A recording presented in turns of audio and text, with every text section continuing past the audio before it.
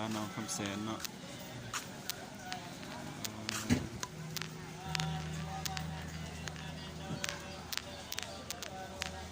หลายๆ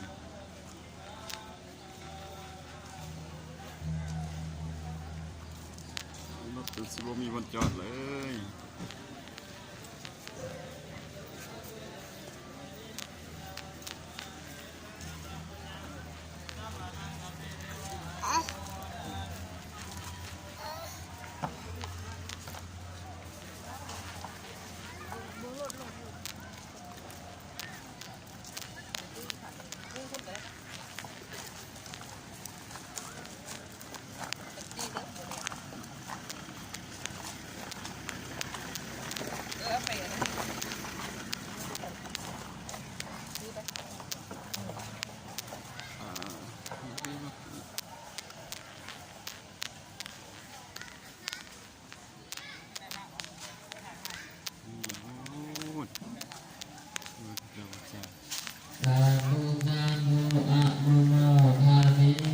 บ้านน้องคำแสนเนาะ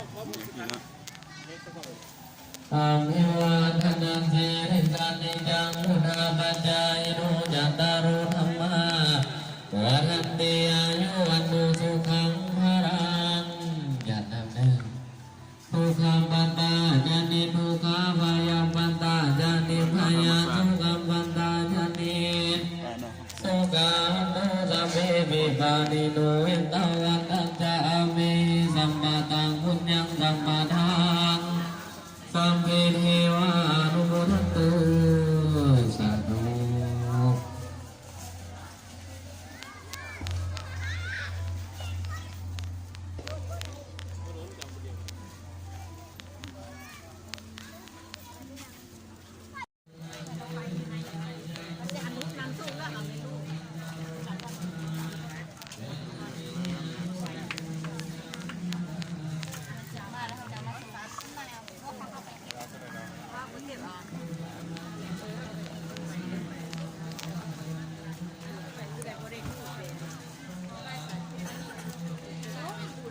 อันเดียวเรา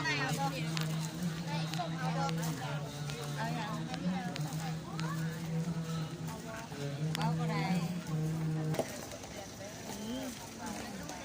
ก็สุกแต่โดยล่างทำไมซีโดยล่างมาหาไม่ป่วยแน่นอนงามเลย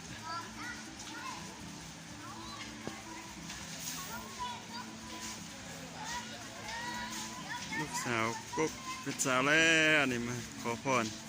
ให้ยดีมีแห้งให้เฮ็ดเก่งเก่งเก่งเสียงให้ได้